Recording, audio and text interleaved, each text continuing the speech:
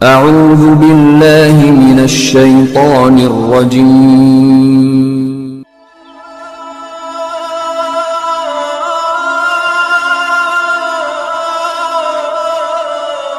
بسم الله الرحمن الرحيم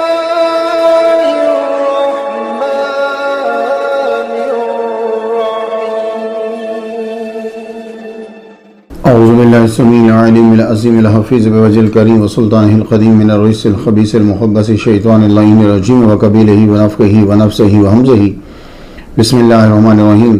تمام نبیوں کے سردار حضرت محمد صلی اللہ علیہ وآلہ وسلم اور تمام مذاہب کے سردار دین اسلام کے پیروکاروں، سلام علیکم، طبتم، برکتیں اور رحمتیں آپ پر۔ سبحانک اللہم و بحمدک لا الہ الا انت استغفرک و اتوب الیک۔ تحریر و تقریر سے پہلے سے پڑھ لیے جائے تو کوئی خطا ہو جائے تو اللہ تعالیٰ معاف فرما دیتا ہے۔ اللہم صلی علی سیدنا محمد و آباء محمد و آل محمد و صحاب محمد و بارک وسلم۔ ہم سب اقرار کرتے ہیں کہ اللہ تعالیٰ کے سوا کوئی معبود نہیں ہے، کوئی نبی، کوئی ولی، کوئی جن، کوئی پری، کوئی مزار، کوئی قبر جو ہے نہ اللہ ہے نہ اللہ کے برابر ہے، اللہ واحد حقیقی ہے۔ ہم اقرار کرتے ہیں کہ محمد مصطفیٰ صلی اللہ علیہ وآلہ وسلم تمام نبیوں کے سردار ہیں، اللہ تعالیٰ نے انہیں آخر میں بھیجا۔ حضور صلی اللہ علیہ وآلہ وسلم کی بلکہ کسی بھی نبی کی کوئی ادنا سی بھی توہین کرتا ہے تو وہ ملعون ہے، کافر ہے۔ شیطان پہلا عابد و زاہد اور جنتی تھا جس نے پہلے نبی کی توہین کی اور یہ کہا کہ انا خیر منہ، قیامت تک کے لیے مردود ہوا، ملعون ہوا اور وہ ہمیشہ دوزخ میں رہے گا۔ اللہ تعالیٰ ہمیں شرک سے بھی بچائے اور توہین رسالت سے بھی محفوظ فرمائے۔ تین سند کے ساتھ عظیم پیام جو ہے وہ سماعت فرما لیجئے۔ امام رضا علیہ السلام بیان کرتے ہیں اپنے والد گرامی امام موسیٰ کاظم سے، اور وہ بیان کرتے ہیں اپنے والد گرامی امام جعفر صادق سے، اور وہ بیان کرتے ہیں اپنے والد گرامی امام زین العابدین سے، وہ بیان کرتے ہیں اپنے والد گرامی امام حسین علیہ السلام سے، وہ بیان کرتے ہیں اپنے والد گرامی مولا علی شیر خدا رضی اللہ تعالیٰ عنہ سے، وہ بیان کرتے ہیں محمد مصطفیٰ صلی اللہ علیہ وآلہ وسلم سے۔ حضور صلی اللہ علیہ وآلہ وسلم نے فرمایا الایمان معرفۃ بالقلب وقول باللسان وعمل بالارکان۔ کامل ایمان جو ہے وہ مجموعہ ہے تین چیزوں کا: دل سے جاننا، زبان سے اقرار کرنا اور طاقت کے مطابق اپنے اعضاء سے عمل کرنا۔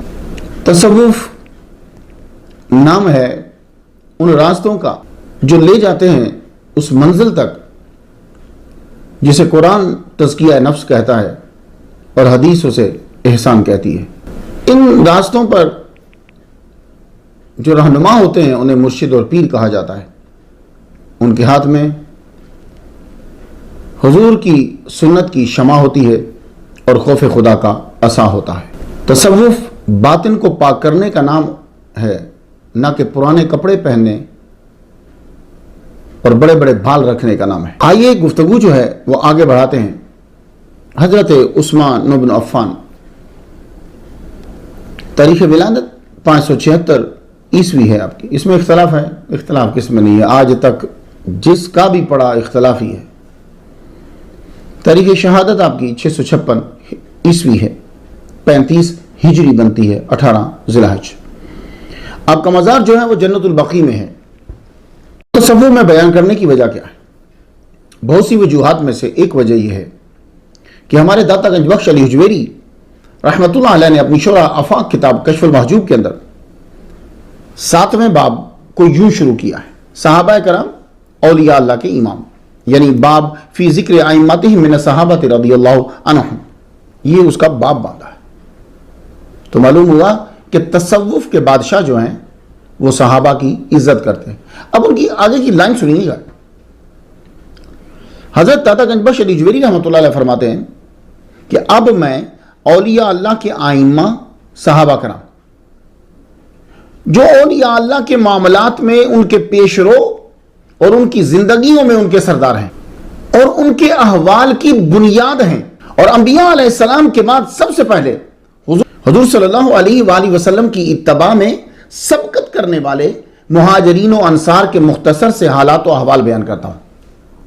یہ داتا گنج بخش علی جوہری فرما رہے ہیں۔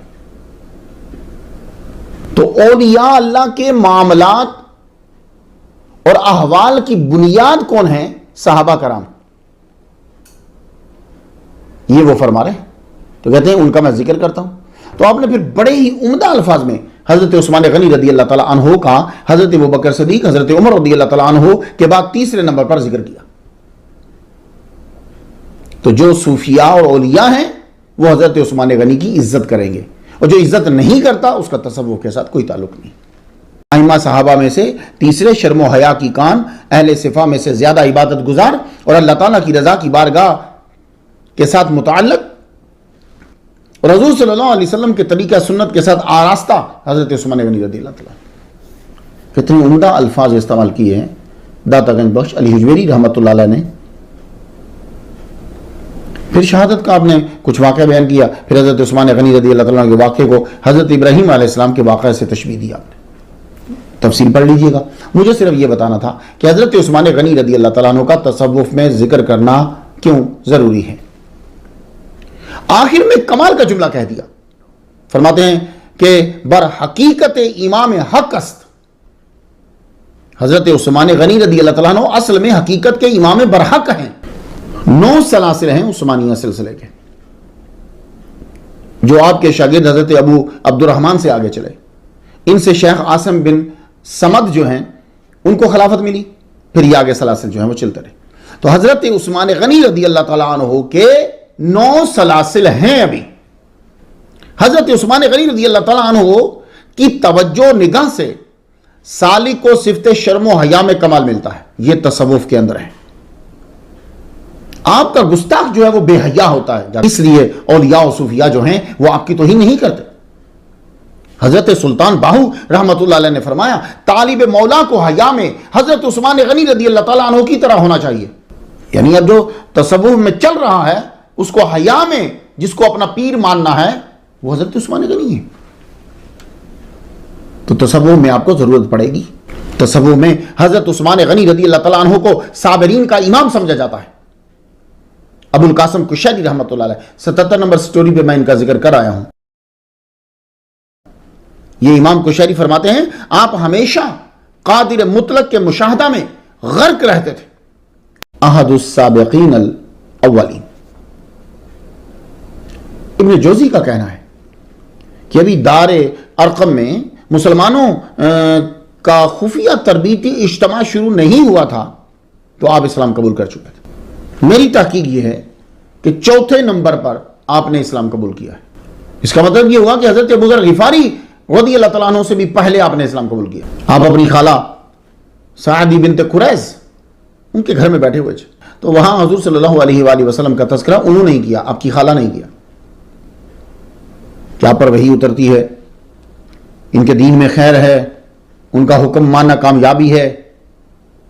یہ باتیں جب آپ نے اپنی خالہ سے سنی تو آپ کے دل پہ اثر ہوا، پھر آپ انہی کے متعلق جو ہے وہ سوچنے لگ گئے۔ تو آخر آپ نے اپنی ان سوچوں کا تذکرہ حضرت ابوبکر صدیق رضی اللہ تعالیٰ عنہ سے کیا، وہ تو تب اسلام قبول کر چکے تھے۔ تو حضرت عثمان غنی رضی اللہ تعالیٰ عنہ نے جب تذکرہ حضرت ابوبکر صدیق رضی اللہ تعالیٰ عنہ سے کیا تو اب آپ لے کر گئے یا بات کر رہے تھے تو حضور آ گئے تو آپ نے اسلام جو ہے وہ قبول کر لیا۔ تو سابقون الاولون جو ہیں ان میں سے ان کا نام جو ہے 4تھے نمبر پر آتا ہے، صاحب الہجرتین۔ بھائی ایک ہجرت کی بڑی فضیلت ہے، یہ صاحب الہجرتین ہیں۔ آپ نے اسلام کی خاطر 2 مرتبہ ہجرت کی، بلکہ میں تو کہتا ہوں 3 مرتبہ ہجرت کی ہے، یوں کہنا چاہیے۔ کیوں؟ سب سے پہلے خلیفہ ثالث نے سب سے پہلے حبشہ کی طرف ہجرت کی، اس چھوٹے سے گروپ کے آپ سربراہ تھے۔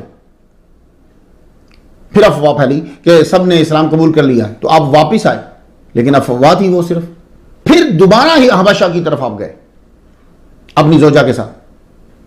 دیکھیں ایک دفعہ حبشہ گئے، پھر ایتھیوپیا، حبشہ دوبارہ گیا، وہاں رہے، اور پھر جب پتا چلا کہ محمد مصطفیٰ صلی اللہ علیہ وآلہ وسلم مدینہ تشریف لے جا چکے ہیں، آپ نے ہجرت کر لی ہے، تو پھر آپ وہاں سے پھر مدینہ ہجرت کیا آپ نے۔ تو اگر ایک ہجرت کرنے والے کو بڑا ثواب ملتا ہے، بڑے درجے کا ہے، تو جس شخص نے، جس ہستی نے اللہ کی رضا کی خاطر 3 مرتبہ ہجرت کی ہو، اس کا مقام کیا ہوگا، وہ بھی تو ذرا بیان کیجئے۔ ذو النورین، 2 نور والا، ذو والا، نورین، 2 نور۔ نور حضور صلی اللہ علیہ وآلہ وسلم کی بیٹی کو کہا گیا، تو جس کی بیٹی نور ہے تو وہ خود بھی تو نور ہونا چاہیے نا، کہ بیٹی تو نور ہو وہ خود نور نہ ہو، کیسی بات ہے؟ تو 2 نور والا کہا گیا حضرت عثمان غنی کو، کیوں؟ ان کے گھر میں 2 نور ہیں، یعنی حضور کی 2 بیٹی ہیں، پہلے حضرت رقیہ، پھر ام کلثوم۔ کنز الایمان جلد اس کی 6 ہے، 371 ہے، فضائل عثمان کے اندر ہے۔ علماء کہتے ہیں کہ وَلَا يُعْرَفُ أَحَدٌ تَزَوَّجَ بِنْتَ نَبِيٍّ، نبی کی 2 بیٹی ہیں، غیرہ حضرت عثمان غنی کے علاوہ، وَلِذَلِكَ سُمِّيَ ذُو النُّورَيْن، اس لیے ان کا نام ذو النورین ہے، 2 نور والا۔ حضرت علی نے تعریف کرتے ہوئے کہا، یہ بھی کنز الایمان میں ہے، جلد 6 ہے، صفحہ 373، روایت نمبر 5875 ہے۔ تاریخ الخلفاء صفحہ جو ہے وہ 105 ہے، تذکرہ عثمان کے اندر۔ حضرت عثمان وہ شخص ہیں جن کو مالا اعلیٰ میں ذو النورین کے لقب سے یاد کیا جاتا ہے۔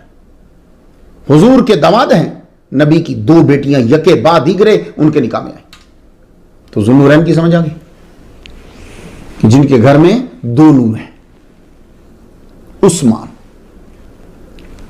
یہ آپ کا ذاتی نام ہے، اور یہ نام صحابہ میں بڑا مقبول نام ہے، بڑے عظیم صحابہ اس نام کے ہوئے۔ حضرت عثمان بن مظعون رضی اللہ تعالیٰ عنہ، انہوں نے حبشہ بھی ہجرت کی ہے، بدر میں شریک ہوئے ہیں، پہلے صحابی ہیں جن کو جنت البقیع میں دفن کیا گیا۔ تو اگر آپ سے کوئی پوچھے کہ بھئی جنت البقیع میں پہلا صحابی کون سا دفن ہوا، تو عثمان بن مظعون، مظعون افانی، عثمان بن مظعون، حضور صلی اللہ علیہ وسلم نے ان کی پیشانی کو بوسہ دیا اور یہ فرمایا رحمک اللہ یا عثمان ما اصبت من الدنیا ولا اصابت منک۔ تو حضور کی زبان مبارک سے لفظ عثمان ادا ہوا۔ میں آپ کو بتا رہا ہوں کہ عثمان نام جو ہے کہ بڑے عظیم صحابہ کا نام ہے، اس لیے شیطان آپ کو وسوسہ نہ ڈالے۔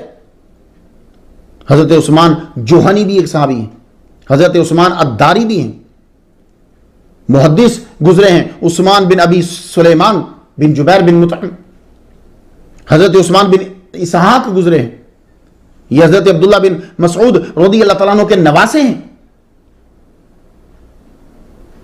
کوفہ کے ایک بڑے محدث ہیں حضرت عثمان البتی۔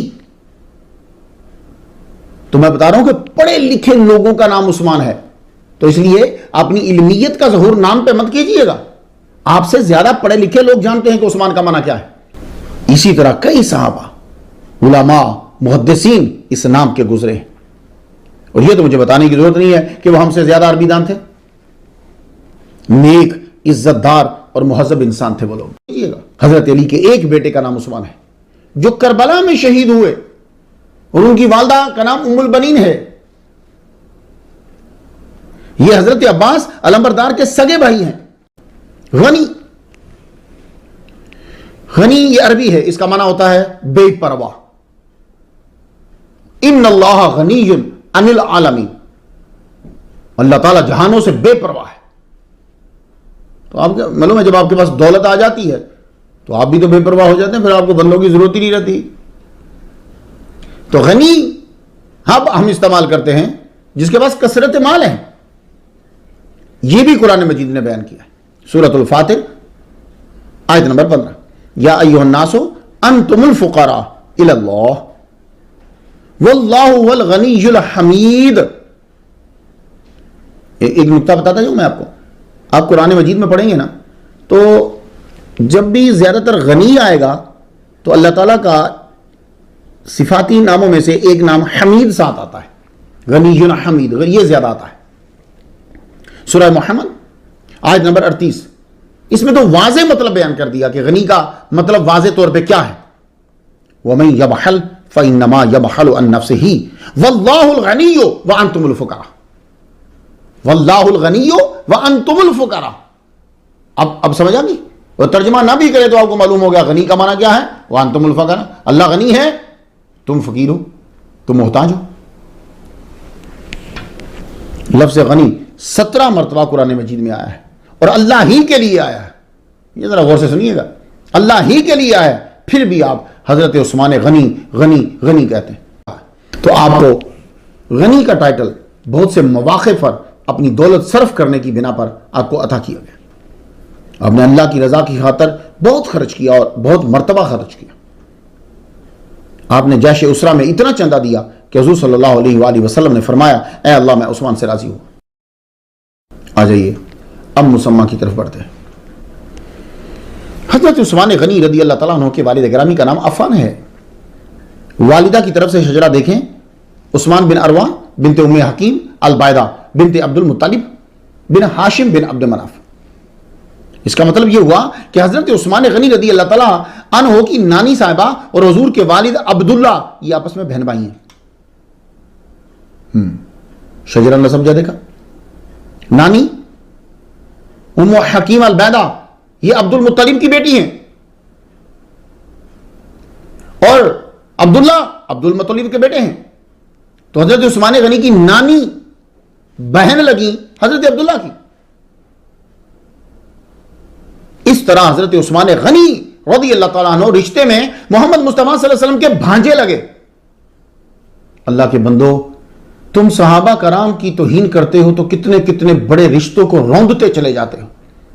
حضرت عثمان غنی رضی اللہ تعالیٰ عنہ حضور صلی اللہ علیہ وسلم کے بھانجے ہیں. کوئی دھیان نہیں دے گا اس طرف. عبد مناف پہ جا کر حضرت عثمان غنی رضی اللہ تعالیٰ عنہ کا شجرہ حضور صلی اللہ علیہ وسلم سے ملتا ہے. حضرت عثمان حضرت علی کے ماموں زاد بھائی ہیں. حضرت عثمان حضرت امیر حمزہ کی بھانجی کے بیٹے ہیں. بعض لوگ کہتے ہیں جی یہ کیا رشتے بیان کر دیتے اس کی بیٹی. ہاں رشتے بیان کرتے، حضرت علی کا بھی تو رشتہ ہی بیان کرتے ہیں نا کہ حضرت فاطمہ کے خامد ہیں. اگر رشتے کی کوئی اہمیت نہیں ہوتی تو پھر یہ جتنے سید ہیں وہ کیوں بیان کرتے ہیں اپنا رشتہ؟ جی ہمارا رشتہ امام حسن سے ملتا ہے، ہمارا رشتہ امام حسین سے ملتا ہے. رشتہ ہی تو ہے، یہ نسبت ہی تو ہے جس کی وجہ سے درجہ بلند ہو جاتا ہے. حضرت علی رضی اللہ تعالیٰ عنہ نے فرمایا آپ ابو بکر اور عمر رضی اللہ تعالیٰ عنہ کی بنسبت حضرت محمد صلی اللہ علیہ وآلہ وسلم کے زیادہ قریبی رشتہ دار ہیں. یہ حضرت عثمان غنی سے کہا کیونکہ آپ حضور سے چوتھے دادا پہ جا ملتے ہیں. حضرت عثمان بن عفان بن ابی العاص بن امیہ بن عبد شمس بن عبد مناف، حضرت محمد صلی اللہ علیہ وسلم بن عبداللہ بن عبد المطلب بن ہاشم بن عبد مناف. آپ کے والد عفان بنو امیہ سے تھے، کامیاب تاجر تھے. آپ کا نکاح ہوا عروہ بنت قریش سے. اللہ نے 576 عیسوی میں ایک بیٹا عطا فرمایا، نام رکھا عثمان. حضرت عثمان غنی رضی اللہ تعالیٰ عنہ کی ولادت طائف میں ہوئی ہے. دولت کی فراوانی تھی. آپ کو لکھنا پڑھنا سکھایا گیا. طبقات ابن سعد میں یوں ہے تزوجها عفان بن ابی العاص بن امیہ فولدت له عثمان وآمنہ. تو آپ کی شادی ہوئی تو ایک لڑکا اور ایک لڑکی پیدا ہوئی. آپ کے والد گرامی کا انتقال جلدی ہو گیا. آپ کو وراثت میں بہت دولت ملی. آپ طائف سے مکہ آ گئے. آپ کے والد صاحب کا کپڑے کا کاروبار تھا. آپ بڑے زبردست تاجر تھے. تو حضرت عثمان غنی رضی اللہ تعالیٰ عنہ نے اسی ہی کام کو سنبھالا. حضرت ابوبکر صدیق رضی اللہ تعالیٰ عنہ بھی کپڑے کا ہی کاروبار کرتے تھے. دونوں کی آپس میں دوستی ہو گئی. دونوں ملک شام میں مال لے کر جاتے اور شام سے مال لے کر آتے. حضرت عثمان غنی رضی اللہ تعالیٰ عنہ کی عمر 34 سال ہوئی. حضرت ابوبکر صدیق رضی اللہ تعالیٰ عنہ کے سامنے ایک دن آپ نے اپنی خالہ سے سنی ہوئی باتوں کا تذکرہ کیا. آپ کی طبیعت حیا والی تھی اور اسلام کے لیے بہترین زمین جو ہے وہ حیا کی زمین ہے.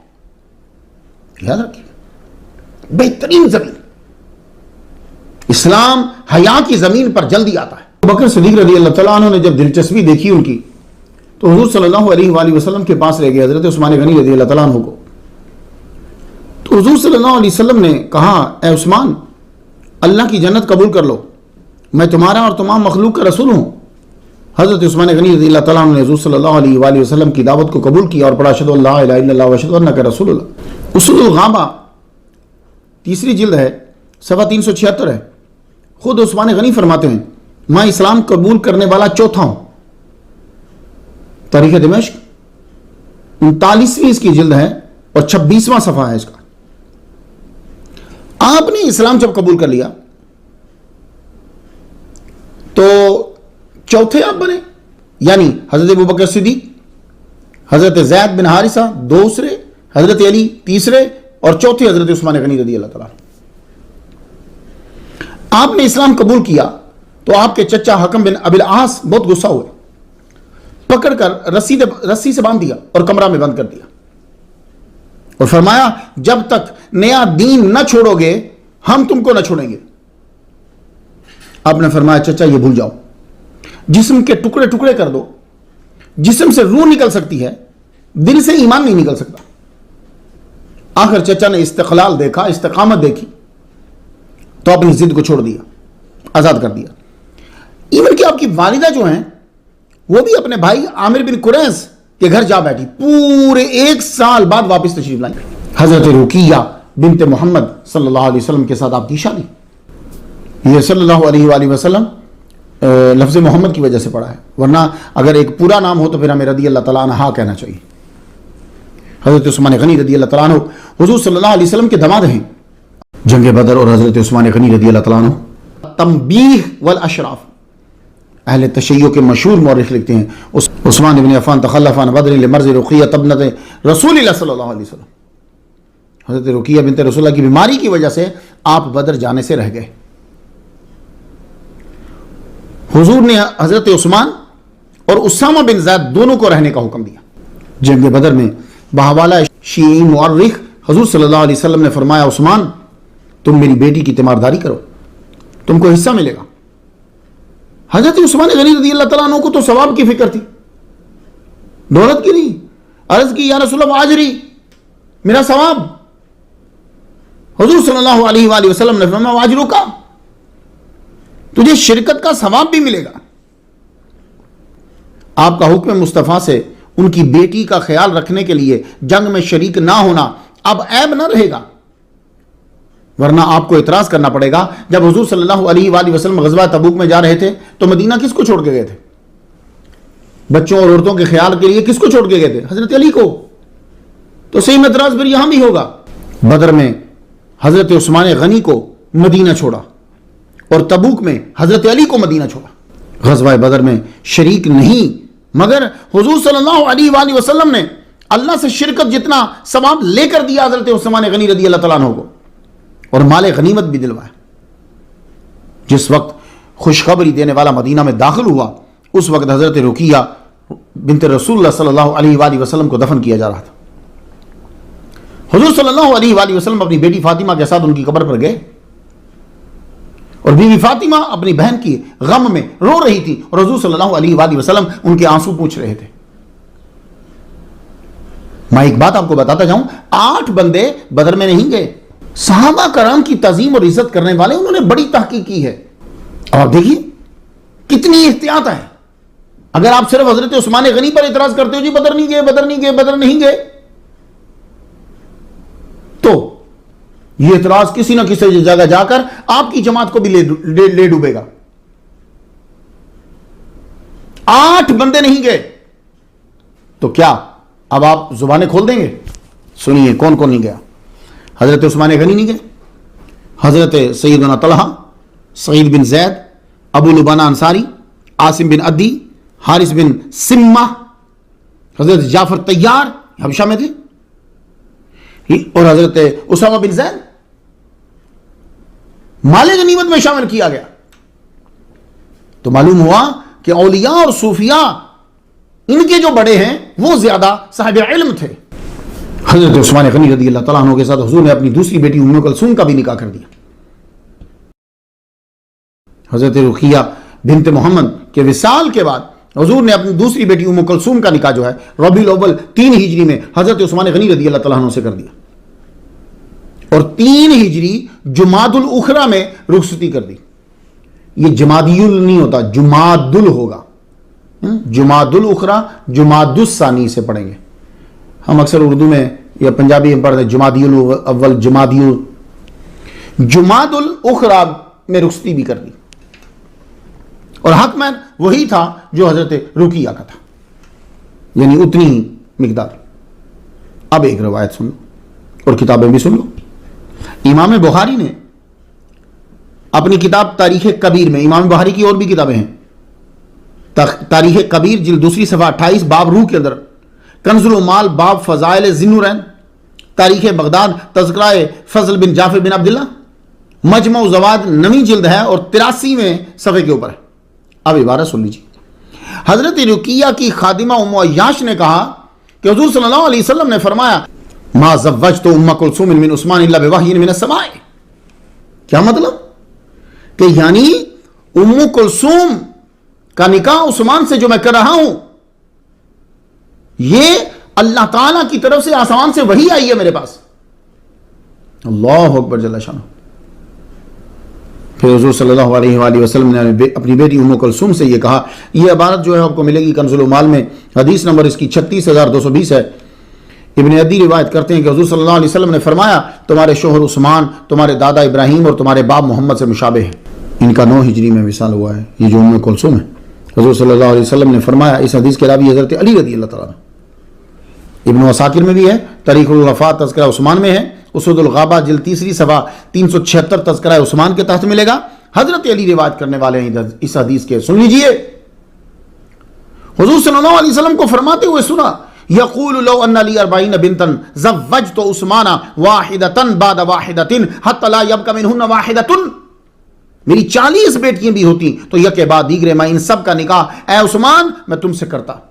تو جب ام کلثوم کا وصال ہوا، حضور صلی اللہ علیہ وسلم نے جنازہ پڑھایا اور حضرت علی قبر میں اترے. بڑے احترام کے ساتھ فضل بن عباس، اسامہ بن زید بن حارثہ کی مدد سے معصومہ محترمہ کو آخری آرام گاہ تک پہنچایا.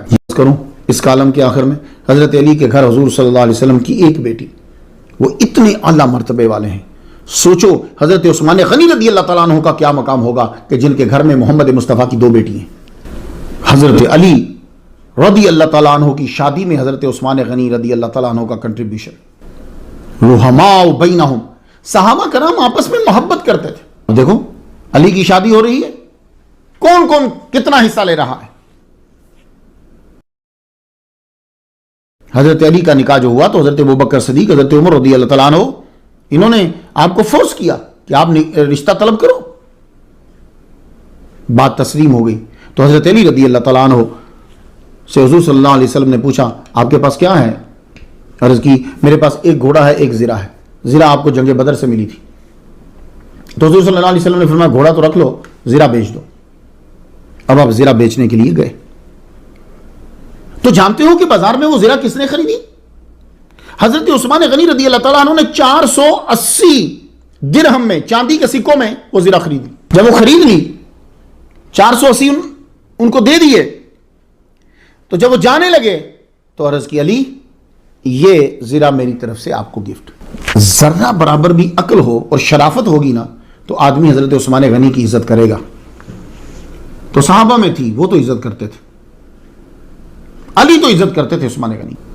آپ نے وہ ساری رقم 480 جو ہے وہ لا کر حضور صلی اللہ علیہ وآلہ وسلم کے سامنے رکھ دی. حضور کو جب معلوم ہوا کہ یہ عثمان غنی نے دی تو آپ نے ان کے لیے دعائیں کی. کیا کہہ رہے؟ بیر روما. ذہن میں آیا کچھ؟ روما کا کنواں. یہ بہت قدیم کنواں ہے. اس سے طبہ حمیری نے پانی پیا ہے. اتنا قدیم کنواں ہے. مزینہ سے روما غفاری نے خریدا، کنانی نے. ان سے آگے یہودی نے خرید لیا. یہ کنواں وادی عقیق کے کنارے مدینہ سے 4 کلومیٹر دور بنتا ہے. مسلمان ہجرت کر کے جب مدینہ آئے تو آتے ہی پانی کا مسئلہ بن گیا. یہ پانی کا مسئلہ مسلمانوں کو بڑی جگہ ہے. اس وقت اس کا مالک یہودی تھا. مسلمانوں کو پانی بڑا مہنگا ملتا تھا. حضور صلی اللہ علیہ وآلہ وسلم کے سامنے پانی کی مشکل کا تذکرہ کیا گیا. حضور صلی اللہ علیہ وسلم نے فرمایا، میں وہ ساری بات کا خلاصہ بیان کرتا ہوں، میں حدیث نہیں پڑھا رہا آپ کو. کون ہے جو جنت کے بدلے یہ پانی کا مسئلہ حل کرے؟ حضرت عثمان غنی رضی اللہ تعالیٰ عنہ نے سن لیا، آپ تک بات پہنچ گئی. آپ سیدھا یہودی کے پاس چلے گئے، فرمایا کنواں بیچ دو. اس نے ایک شرط بھی رکھ دی، مجبوری کا فل فائدہ اٹھایا، پیسے بھی زیادہ لے لیے. کہنے لگا ٹھیک ہے میں بیچ دیتا ہوں، شرط یہ ہے کہ آپ کا صرف ایک دن ہوگا. پرائس 12,000 چاندی کے سکے. حضرت عثمان غنی رضی اللہ تعالیٰ نے سوچے نہیں، وہ تو اللہ کے لیے لے رہے تھے، 12,000 دے دیے. کہا مجبور ہے، منظور ہے، شرط منظور ہے. ایک دن مسلمانوں کا، ایک دن وہ خود پانی بیچتا. مسلمان ہی کیا، باقی مذاہب والے بھی اسی دن آ کر فری میں پانی لے لیتے. حضرت عثمان غنی رضی اللہ تعالیٰ عنہ نے 12,000 پیمنٹ کر کے اعلان کر دیا یہ پانی وقف، آپ آ کے فری لے لو. تو لوگ سارا اسی دن ہی پانی بھر لیتے. دوسرے دن وہ یہودی بیٹھا رہتا. دیکھا بھائی دھندا تو نہیں چلے گا اس طرح. بلایا عثمان غنی سے، کہنے لگے آپ مجھے 8,000 اور دیجئے، ٹوٹلی ملکیت لے لیجئے. 8,000 اور دے کر ٹوٹل 20,000 بنے چاندی کے سکے. آپ نے کنواں اپنی ملکیت میں لے لیا، خرید کر وقف کر دیا، فری میں پانی لو. اس کا نام ہو گیا بیر عثمان، حضرت عثمان کا کنواں. حضرت عثمان غنی رضی اللہ تعالیٰ عنہ نے 2 مرتبہ جنت خریدی. جنتی تو وہ کئی پہلو سے ہیں جی، ان کے جتنے اعمال، ان کا صحابی ہو جانا اور بڑے کام، لیکن ایک قدم آگے ہیں یہ دوسرے صحابہ سے. آپ نے جنت خریدی ہے ورنہ آپ عشرہ مبشرہ میں داخل ہیں. ان کا یہ کہنا کہ حضرت عثمان غنی رضی اللہ تعالیٰ عنہ نے اشترى عثمان بن عفان رضی اللہ تعالیٰ عنہ الجنت من النبی مرتين. حضرت عثمان غنی رضی اللہ تعالیٰ عنہ نے حضور سے 2 مرتبہ جنت خریدی. بیر روما کے وقت 20,000 چاندی کے سکے دے کر، اور جیش اسرت کے وقت 10,000 مجاہدوں کو خرچہ دے کر. یہ فرمان آپ کو ملے گا المستدرک میں ملے گا، تاریخ دمشق میں ملے گا. الجز اس کا 39 صفحہ 72 ہے. تاریخ الاسلام و وفایات المشاہیر والعالام عہد خلفاء راشدین، 3 جلد ہے اور صفحہ 480. حلیۃ الاولیاء و طبقات الاسفغیہ الجز الاول صفحہ 57 ہے جو عربی کی ہے. 2 مرتبہ جنت خریدی آپ نے. تو حضور صلی اللہ علیہ وآلہ وسلم نے ایک جنت حضرت عثمان غنی کو 2 بار پیسے لے کے بیچ دی. نالج کم ہے، مطالعہ کم ہے. جنت ایک نہیں ہے، جنتیں 8 ہیں. جنت دار السلام، جنت النعیم، جنت الماوا، جنت دار خلد، جنت عدن، جنت علیین، جنت دار المزید اور جنت الفردوس. تو 8 جنتیں ہیں. تو ان 8 جنتوں میں سے 2 محمد مصطفیٰ صلی اللہ علیہ وآلہ وسلم نے حضرت عثمان غنی کو بیچ دی. حضور صلی اللہ علیہ وآلہ وسلم کے گھر کئی مرتبہ حضرت عثمان غنی رضی اللہ تعالیٰ عنہ نے کھانا بھیجا. میں حوالہ دے دوں آپ کو، تاریخ ابن خلدون جلد پہلی ہے، صفحہ 465 ہے. ایک واقعہ سناتا ہوں آپ کو. 4 روز گزر گئے، حضور صلی اللہ علیہ وآلہ وسلم کے گھر کچھ نہیں ہے. کیا مطلب؟ کھانے کے لیے. جس نبی کے صدقے یہ ساری کائنات بنی ہے، وہ اپنے گھر میں ہی آرڈر دے تو وہیں ہر چیز اگائے. اسے بھی چھوڑیے، جبریل علیہ السلام تو آتے ہیں نا، اے جبریل جنت سے کھانا لیتے آنا، کیا مشکل ہے؟ نہیں. نبی نے نمونہ بننا ہے، ماڈل بننا ہے. تو امتیوں کے اندر کئی کیٹیگریز کے لوگ ہیں جن پر کئی کیفیات اور حالات گزرتے ہیں، تو سب کے لیے نمونہ. 4 روز گزر گئے، گھر میں کھانے کے لیے کچھ نہیں. حضور صلی اللہ علیہ وآلہ وسلم آئے، گھر تشریف لائے. صبح کا ٹائم ہوگا، آگے کہتے ہیں بی بی عائشہ سے پوچھتے ہیں کہ کچھ ہے گھر میں کھانے کے لیے. اور جواب دیکھو، ذہین عورتیں کیا بات ہے. بی بی عائشہ کہنے لگی اللہ آپ ہی کے ذریعے سے دیتا ہے. اللہ اکبر جل شانہ. یعنی یہ بھی تو کہہ سکتی تھی کہ گھر میں کچھ نہیں ہے، کھانے کو کچھ نہیں ہے. نہیں، اللہ آپ ہی کے ذریعے سے دیتا ہے. اللہ اکبر جل شانہ. حضور نے سنا اور مسجد نبوی تشریف لے گئے. جا کے نیا وضو کیا اور نوافل شروع کر دیا. اور نوافل بھی آپ جگہ بدل بدل کے پڑھ رہے ہیں، 2 یہاں پڑھے، 2 یہاں پڑھے، 2 یہاں پڑھے. تو آپ لوگوں کو بھی جب کوئی مسئلہ گھر میں ہو نا کھانے کا، رزق کا، تو آپ بھی نبی کی سنت پر عمل کیا کریں. نیا وضو کیا، مسجد میں گئے، نفل پڑھنا شروع کر. حضور صلی اللہ علیہ وآلہ وسلم یہاں مسجد میں نوافل ادا کر رہے ہیں، رب کو سجدہ کر رہے ہیں کہ حضرت عثمان غنی رضی اللہ تعالیٰ عنہ سلام کے لیے تشریف لائے. دروازہ کھٹکھٹایا، بی بی عائشہ نے پہچان لیا. آپ پوچھتے ہیں حضور کہاں ہیں؟ تو بی بی عائشہ نے فرمایا ابھی آئے تھے، تھوڑی دیر پہلے آئے تھے، کھانا نہیں تھا تو پھر مسجد تشریف لے گئے. وہ شاید زبانی سے منہ سے نکل گیا کہ کھانا نہیں تھا تو پھر مسجد تشریف لے گئے، یا اپنا سمجھ کر بات کر دی. دماد ہیں. حضرت عثمان غنی رضی اللہ تعالیٰ عنہ کی یہ سنتے ہی آنکھوں میں آنسو آ گئے. اب فوراً واپس گھر گئے.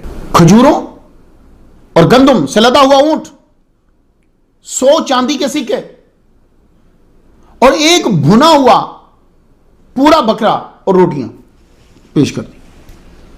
کہا گندم پیستے پکاتے دیر لگ جاتی تو میں بھنا ہوا بکرا لے آیا. تو روتے ہوئے کہنے لگے ماں جی آئندہ کبھی ایسا ہو کہ گھر میں کھانا نہ ہو تو اس بیٹے کو حکم دیا کرو. اللہ اکبر چلا شاہ. یہ دے کر واپس گئے تو حضور صلی اللہ علیہ وآلہ وسلم گھر تشریف لائے. کہنے لگے کچھ ہے؟ مجھے اس سوال کے اوپر تھوڑی دیر رکنا ہے. جب نوافل سے پہلے پوچھ گئے تھے کہ کچھ ہے اور آپ کو جواب ملا تھا کہ آپ ہی کے ذریعے سے اللہ دیتا ہے، تو تھوڑی دیر کے بعد پھر آگے کیوں پوچھ رہے ہیں؟ آپ بھی غور کیجئے گا. میں تشریح کروں گا تو کہیں ایسا نہ کہیں کہ فرقہ برائیت ہوتی ہے. آپ کو جب معلوم ہوا کہ حضرت عثمان غنی رضی اللہ تعالیٰ عنہ جو ہیں وہ یہ سامان دے گئے ہیں، حضور صلی اللہ علیہ وسلم کے دل سے دعا نکلی. مسلمانوں حضرت عثمان غنی رضی اللہ تعالیٰ عنہ کی لائف کو دیکھو، نبی کے دل سے بنا کہے دعا نکل رہی ہے. اصل دعا یہ ہوتی ہے جو بنا کہے دل سے نکلے. قبولیت اسے پکڑ لیتی ہے. ہاتھ بلند کر کے دعا مانگی. مسجد تو گری ہوئی تھی، مسجد چلے گئے. حالانکہ وہاں کھڑے بھی دعا مانگ سکتے تھے. مسجد نبوی میں مسجد میں جا کر دعا کی، اے اللہ میں عثمان سے راضی ہو گیا، آپ بھی راضی ہو جائیں. حضور جس سے راضی ہوں اس سے ہر مسلمان کا راضی ہونا ضروری ہے، ورنہ توہین رسول ہے. تبوک اور حضرت عثمان غنی رضی اللہ تعالیٰ، یہ واقعہ 9 ہجری کا ہے. چونکہ رضا کی بات آ گئی اس لیے میں اس کو یہی بیان کرنے لگا. غزوہ تبوک اس کو جیش اسرت بھی کہا جاتا ہے. اس میں مسلمانوں کی تعداد جو ہے وہ 40,000 سے لے کے 72,000 کے درمیان بیان کی جاتی ہے. بدر میں 313 تھے مسلمان، احد میں 700 ہوئے، فتح مکہ میں 10,000 ہوئے، غزوہ حنین میں 12,000 ہوئے، بڑھتے گئے. غزوہ تبوک میں 40 سے 72,000 کی روایات آتی ہیں. 9 ہجری کو یہ خبر مدینہ پہنچی کہ شام کے عیسائی ملک روم کی مدد کی وجہ سے مدینہ المنورہ پر چڑھائی کرنے لگے. حضور نے جہاد پہ تقریر کی اور چندہ دینے کو کہا. حضرت ابوبکر صدیق رضی اللہ تعالیٰ عنہ آپ کل اثاثہ لے کر آگے. جانتے ہو مالیت کتنی تھی؟ 40,000 چاندی کے سکے. لیکن وہ کل لے کر. اسلام میں یہ دیکھا جاتا ہے کہ آدمی کی نیت، یہاں اعمال کی زیادتی نہیں ہوتی، اعمال کی خوبی دیکھی جاتی ہے. یہ سب لوگ غور سے سن لیجئے.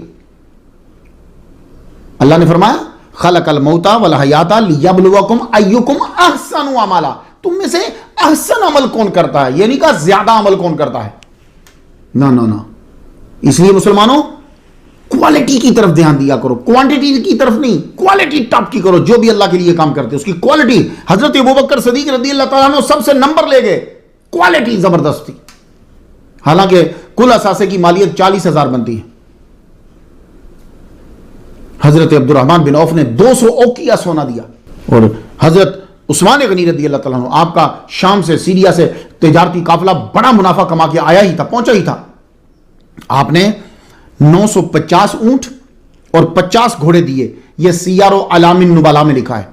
آپ نے 1000 اونٹ 70 گھوڑے دیے. یال استیاب جلد دوسری صفحہ 488 پہ لکھا ہوا ہے. 700 اوقیہ سونا دیا. یہ مسند ابی یعلا میں لکھا ہوا ہے. 10,000 دینار نقد دیے. نقد الاستیاب جلد دوسری صفحہ 488 پہ لکھا ہوا ہے. اس کے بعد حضرت عثمان غنی رضی اللہ تعالیٰ عنہ کو ریوارڈ ملے، وہ بھی سن لیں. غزوہ تبوک میں 1/3 یعنی کم از کم 10,000 کا مکمل خرچہ تیل سے تسمے تک آپ نے دیا. تو حضور نے کیا فرمایا؟ یہ جملہ کسی اور کے لیے ہے؟ ما در عثمان ما عمل بعد هذا اليوم. 2 مرتبہ میرے نبی نے کہا، 2 مرتبہ یہ جملہ، آج کے بعد عثمان جو کرے اسے نقصان نہ پہنچائے گا. مطلب آپ کو کلی چھٹی ہے، جو چاہے کرے. لیکن اب اس کا مطلب یہ نہ لیجیے گا کہ حضور نے کہہ دیا گیا عثمان جائے تو جا کے جو مرضی گناہ کرتا رہے. نہیں، عام آدمی شرم و حیا والا گناہ سے بچتا ہے تو یہ تو وہ ہیں کہ فرشتے ان سے حیا کرتے ہیں. اس کا مطلب تھا کہ غلطی سرزد ہوگی ہی نہیں، اگر ہوئی تو یہ عمل جو آج کر دیا ہے یہ کفارہ بن جائے گا. ما علی عثمان ما عمل بعد ھذا، ما علی عثمان ما عمل بعد ھذا. یہ بھی ترجمہ کیا جاتا ہے کہ بڑا عمل نہیں بھی کیا تو ان کے لیے کوئی نقصان نہیں ہے آج جو انہوں نے عمل کر دیا. ہجری میں حضور صلی اللہ علیہ وسلم غزوہ تبوک جاتے ہوئے 10,000 دینار اپنے ہاتھوں میں پلٹتے. اے اللہ میں عثمان سے راضی ہو گیا، تو بھی راضی ہو. کیسے مسلمان ہو؟ نبی تو راضی ہو گیا اور تم ناراض ہو. سوچ رہے ہیں کہ نبی تو راضی ہو گیا، اور جب نبی نے اللہ سے کہا تو اللہ بھی راضی ہو گیا، تبھی تو رضی اللہ عنہ ہوا ہے. تو جس سے اللہ راضی ہے، جس سے رسول راضی ہے، اس سے تم ناراض ہو تو تمہارے ناراض ہونے کی کوئی اوقات ہی نہیں ہے. ہمارا کیا مقام حضرت عثمان غنی رضی اللہ تعالیٰ عنہ کے سامنے؟ حضرت عثمان رضی اللہ تعالیٰ عنہ وہ ہستی ہیں کہ فرشتے بھی حیا کرتے ہیں آپ سے، اور جس سے فرشتے بھی حیا کرتے ہیں. حضور صلی اللہ علیہ وآلہ وسلم نے پھر کیا فرما دیا؟ الا استحیی من رجل تستحیی منہ الملائکۃ. اس آدمی سے میں حیا کیسے نہ کروں کہ جس سے آسمان کے فرشتے بھی حیا کرتے ہیں. پھر فرمان حضور کا ان عثمان رجل حیی جدا، حیی جدا، بہت زیادہ باشرم ہے. عثمان ایک حیادار مرد ہے. حضرت عثمان غنی رضی اللہ تعالیٰ عنہ تو اتنے حیادار تھے کہ سخت پردے میں بھی بے پردہ نہ ہوتے تھے. یہ جو مسجد نبوی ہے نا، اس کی جگہ کا تعین جو ہے وہ اونٹنی نے کیا ہے. حضور صلی اللہ علیہ وسلم کی اونٹنی نے اس جگہ کا تعین کیا ہجرت کے وقت. اور یہ زمین سہل و سہیل رضی اللہ تعالیٰ عنہما ان کی تھی. 10 سونے کے سکے دے کر یہ زمین لی تھی. حضرت ابوبکر صدیق رضی اللہ تعالیٰ عنہ سے ادھارے لیے حضور نے، 10 سونے کے سکے دیے اور زمین لی. اور جگہ کس نے تعین کری؟ حضور کی اونٹنی نے. مسجد کس نے بنائی؟ حضور نے پہلے بنائی. اب حضور صلی اللہ علیہ وسلم کی ظاہری زندگی کے اندر ہی ضرورت پڑ گئی زمین کی کہ مسجد کو بڑا کرنا ہے. تو حضرت عثمان غنی رضی اللہ تعالیٰ عنہ نے 25,000 چاندی کے سکے دے کر زمین خرید کر مسجد نبوی میں شامل کر دی. اب وہ چیپٹر جتنا ہے حدیثوں کا، خواہ وہ کسی بھی مذہب کے سے تعلق رکھتا ہے، وہ عبادت گاہ بنانے کے ثواب کدھر گئے؟ ادھر لاگو نہیں ہوں گے. اب کچھ تو انصاف چاہیے بھائی. اور پھر 24 ہجری میں جب آپ خلیفہ تھے، پھر ضرورت پیش آئی کہ اللہ کے گھر کو خوبصورت بنایا جائے اور وسیع کیا جائے. مگر لوگ ہیں کہ مکانات دے نہیں رہے اب، کیونکہ اب تو مہنگے ہو گئے نا مکانات، زمین مہنگی ہو گئی. 5 سال لگ گئے اسی بات سے، مکان دیتے ہیں کہ نہیں دیتے، دیتے کہ نہیں دیتے. 5 سال بعد راضی ہوئے. 29 ہجری میں مسجد شہید کر کے دوبارہ تعمیر کی، 160 گز لمبائی میں اور 150 گز چوڑائی میں. بہترین ساج کی لکڑی کی چھت بنوائی. ستون ایسے پتھروں سے بنائے گئے جن میں سیسا بھرا گیا، یعنی خوبصورت لگے. اور دروازے اتنے ہی رکھے، یعنی 6 دروازے ہی رکھے جتنے حضرت عمر رضی اللہ تعالیٰ عنہ کے دور میں تھے. مسجد کی تعمیر کو 10 مہینے لگ گئے. آپ حضرت عثمان غنی رضی اللہ تعالیٰ عنہ سامنے کھڑے ہو کے کام کرواتے، اور جو لوگ کام کر رہے ہوتے ان کے لیے اسپیشل کھانا بنواتے، ان کو کپڑے بھی دیتے. اور کبھی کبھی اتنی دیر کھڑے رہتے گھر جاتے نہیں، وہیں سو جاتے. اللہ اکبر جل شانہ. اور جو اچھا کام کرتا تھا اپنی جیب خاص سے، جس کو آپ جیب کہتے ہیں، جیب خاص سے انعام و کرام سے بھی نوازتے کہ تو اللہ کا گھر بنا رہا ہے. خانہ کعبہ کی تعمیر میں بھی حصہ لیا آپ نے. مسجد حرام کی توسیع کی ضرورت محسوس ہوئی تو آپ نے 10,000 چاندی کے سکے ادا کر کے مکان خرید کے شامل کیے. اور 26 ہجری کی بات ہے کہ لوگوں نے شروع میں دینے سے انکار کر دیا مکان، کہ ہم اپنے مکان مسجد کے لیے نہیں دیں گے. تو آپ نے فرمایا 17 ہجری میں حضرت عمر نے ارد گرد کی ضرورت کی زمین تم سے خرید کر ڈالی تھی، تب تو دے دیے تھے، اس وقت تو تم نے اعتراض نہیں کیا. اب کیوں کر رہے ہو؟ اگر تم مسجد کے قریب رہنا چاہتے ہو تو کیا وہ حدیث بھول گئے ہو کہ مسجد سے دور جس کا گھر ہے اس کو ہر قدم پہ نیکی مل رہی ہے؟ تو آپ نے مالکان کو مکانات کی قیمت دی اور مسجد حرام کی توسیع کی. صلح حدیبیہ، بیعت رضوان حضرت عثمان، بیعت رضوان حضرت عثمان. میں تو یہ کہوں گا کہ بیعت رضوان ہوئی ہی اسی لیے ہے کہ حضرت عثمان کا مقام واضح ہو جائے. میرا وجدان تو یہ کہتا ہے. اللہ تعالیٰ وہی اتار رہا ہے قرآن. اس کے بعد دیکھیے نا کہ 6 ہجری کے بعد قرآن 4 سال پھر گزرے، قرآن اترا 4 سال تک. اس کے بعد بھی تو وہی آتی رہی ہے نا. تو اللہ بتا دیتا ہے محبوب رک جاؤ، نہیں جانا آگے آپ کو، اس بار عمرہ نہیں ہوگا. نہیں، اللہ وہی اتار ہی نہیں رہا اور نبی جا رہا ہے. معلوم ہوا کہ بیعت رضوان فقط حضرت عثمان کی شان بیان کرنے کے لیے ہے کہ ان کا خون، ان کی ہستی، ان کی جان اسلام کے لیے کتنی معتبر ہے اور کتنی عظیم ہے. اب سنی لو، یہ اعزاز ہے حضرت عثمان غنی رضی اللہ تعالیٰ عنہ کا. حضور صلی اللہ علیہ وسلم نے آپ کو کفار مکہ کی طرف اپنا سفیر بنا کر بھیجا. 6 ہجری کا واقعہ ہے کہ حضور صلی اللہ علیہ وسلم عمرہ کی نیت سے روانہ ہوئے، مگر کفار کو ان کی نیت پہ شک تھا. حضور نے حدیبیہ کے مقام پہ پڑاؤ ڈالا. کفار نے 50 آدمی اپنے بھیجے، جاؤ جا کے ان کے بندے اغوا کر کے لے آؤ. وہ ادھر ادھر پھرتے رہے. داؤ تو ان کو نہ لگا کہ کسی کو اغوا کر سکیں، خود پکڑیں گے 50 کے 50. غنی رضی اللہ تعالیٰ عنہ کا رابطہ ہوا سرداروں کے ساتھ. آپ نے بتایا یہ خط ہے حضور کا. تو انہوں نے سب نے کہا کہ آپ طواف کر لو، محمد کو اجازت نہیں. پھر بھی ہٹ دھرمی، آپ طواف کر لو، محمد کو اجازت نہیں. تو آپ نے فرمایا حضور کے بنا طواف تو کجا، میں تو دیکھوں گا بھی نہیں قبلے کی طرف. ان کو اس بات پہ غصہ آ گیا. یہ کیا کہ ہم ایک چیز دے رہے ہیں تو یہ ہماری بات نہیں مان رہے. پکڑ کے بند کر دیا. قریش جب مکہ نے آپ کو گرفتار کر لیا، نظر بند کر دیا 3 روز کے لیے. ادھر افواہ پھیل گئی کہ حضرت عثمان غنی کو قتل کر دیا گیا. آپ سب لوگ ذہین ہیں ماشاءاللہ، ذہانت رکھتے ہیں. وحی کا نزول بند نہیں ہوا، ٹھیک ہے. اس واقعے کے چند دن بعد ہی رستے میں سورہ فتح نازل ہوئی ہے. تو اس کا مطلب ہے کہ وحی کا نزول بند نہیں ہے. جبریل علیہ السلام نے بھی آنا جانا ہے، آ جا رہے ہیں. تو آگے بتا دیتے بھائی قتل نہیں ہوئے، کاہے کو پریشان ہو رہے ہو. تو اللہ جانتا ہے کہ حضرت عثمان زندہ ہیں، مگر چپ.